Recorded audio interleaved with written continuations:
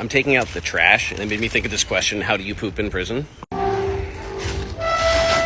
And it really depends on what type and what level prison you're in. Because if you're in a dormitory with open toilets, it's a very different experience than having your own toilet in the cell. And being on 23-in-1 lockdown, where you were never away from your cell partner, is obviously very different from having an open door where you can go in and out whenever you want. On the higher level prisons, where we were always in the cell together, we got used to just hanging a sheet. Because there was a coat rack on one side, so you'd tie a corner of the sheet there, and we would tape a paperclip to the wall, and that would be the hook for the other side. Some guys would take it down, fold it, and put it in the corner, but I always just left it hanging, so using the bathroom was simple as, like, hanging on the hook. When I got to Buckingham, where the doors were open all day, it wasn't an issue. You just tell your cell partner, hey, I need to do something, or I need the cell for a minute. And also, we would just end up in routines, where I would usually be the first one back from chow, so I would use the bathroom then, and then as soon as I got done, I would leave, knowing my cell partner had to.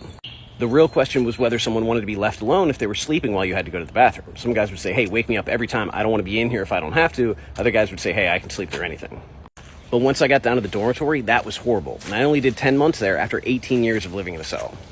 And when you walk in the bathroom, there's a line of sinks on one wall, and directly across from there's a line of toilets and a line of urinals with no stalls and no dividers. There are also 82 people in that dormitory, so you never sit on a cold toilet seat. Somebody has just gotten off every time you sit down. And the general courtesy was to only use 2 out of the 4 toilets, so there was space on each side, but at busy times, everybody would be down there just knocking knees. And in those situations, it's not just using the bathroom that's weird, it's wiping, because you're doing it in front of everybody. And unless you've been in that situation, it's hard to understand just how much it means to me to be able to go in the bathroom, lock the door, and sit in there by myself for 5 minutes or for an hour, not have to worry about what anybody else is thinking, or anybody else is doing, or whether anybody else needs to use the toilet.